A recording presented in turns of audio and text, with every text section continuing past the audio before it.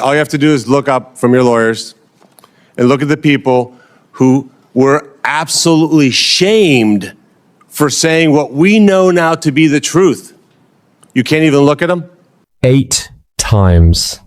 8 times. One of the most powerful public health figures in modern American history was asked a question. And 8 times he refused to answer. Not with an argument, not with a denial. With the same 11 words repeated like a recording. On the advice of counsel, I respectfully decline to answer. The Fifth Amendment. And when a senator asked whether he even knew what the Fifth Amendment said, he pleaded the Fifth on that too. Here is exactly what happened in that room, what it means, and, just as importantly, what it does not. This is a Senate Homeland Security Committee hearing. The man declining to answer is Dr. Anthony Fauci for decades, the face of America's response to infectious disease. And during the pandemic, the single most recognizable and most divisive figure in the country. Across the table, Senator Bernie Moreno, a Republican from Ohio. And before we go any further, one thing has to be said plainly, because everything that follows depends on it. Pleading the Fifth Amendment is a constitutional right. Every American has it. In a court of law, it cannot be treated as an admission of guilt. Hold on to that because it is the key to reading this entire exchange. Moreno opens not with a policy question, but with a name. What does the Fifth Amendment of the Constitution say?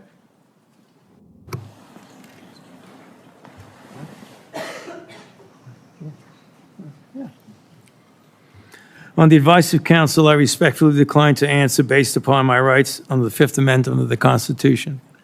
No, I'm just asking you what it says.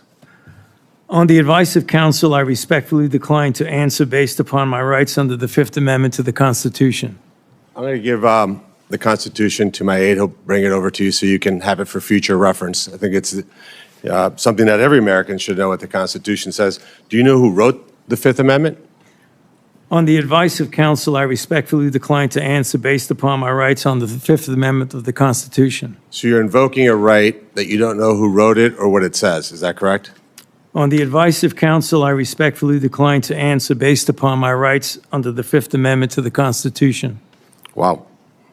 Watch the trap. Moreno isn't really asking what the Fifth Amendment says. He knows Fauci won't answer anything.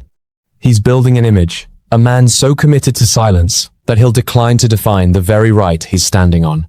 Moreno even sends a copy of the Constitution across the room. It's sharp, it's theatrical, and on camera, it looks devastating.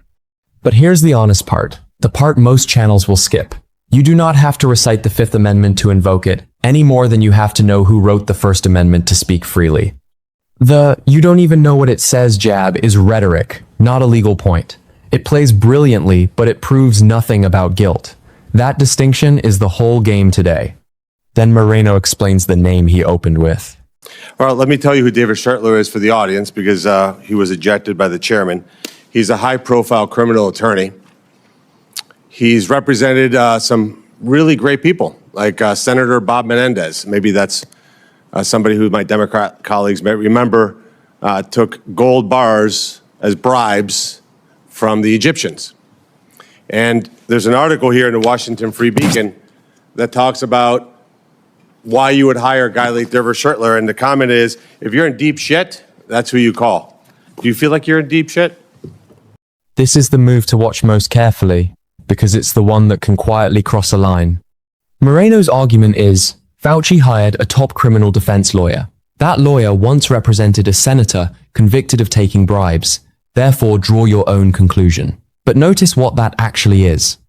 It's guilt by association, and it doesn't hold up. Hiring a strong attorney is not evidence of a crime. It's what any person does when they're facing a hostile, high-stakes investigation with cameras rolling. Plenty of innocent people hire the best lawyer they can find, precisely because the stakes are enormous. Moreno's claim about who that lawyer represented is his characterization worth flagging, not repeating as proven fact. The insinuation is powerful television. It is not a receipt. And then comes the moment that turned this into a viral clip, the one everyone is sharing.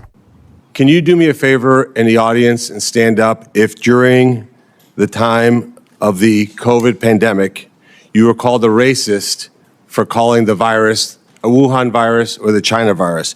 If you thought the 6-foot rule was total crap, if you thought the vaccine wasn't something that you should take, if you thought it was outrageous the way the mask policy was rolled out, if you were fired from your job for not taking that vaccine, including members of the military, if you thought closing schools was catastrophically stupid, and that you thought that during these times saying these things made you somehow a lesser human being.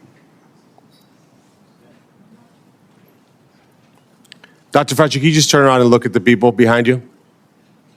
This is the emotional climax, and it's important to handle it with honesty rather than just repeating it. Moreno runs through a list of pandemic-era grievances: the origin of the virus, the 6-foot rule, masks, the vaccine mandates, the school closures, people who lost jobs, and asks that audience to physically stand. Then he asks Fauci to turn and look at them. Fauci doesn't move. And here's where we have to be straight with you, because it's what separates a decode from propaganda. Those pandemic questions are real political fault lines. And millions of Americans genuinely feel unheard on them, that anger is real and it deserves to be taken seriously. But Moreno frames every one of those points as settled, vindicated truth, and many of them are still contested and debated, not closed scientific questions. We can show you the power of the moment without pretending the debate behind it is over. What is undeniable is the picture. The man who once told the country what to do, sitting still, unwilling or unable to turn around. So, what actually happened here?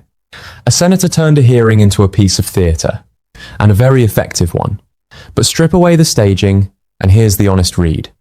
Fauci exercised a legal right, which is not proof of anything, however damning it looks on camera. The name-dropping and the lawyer angle are insinuation, not evidence. And the pandemic grievances Moreno listed are real, deeply felt, and still politically contested, not facts that were settled in that room. What's left is the image everyone will remember. Silence.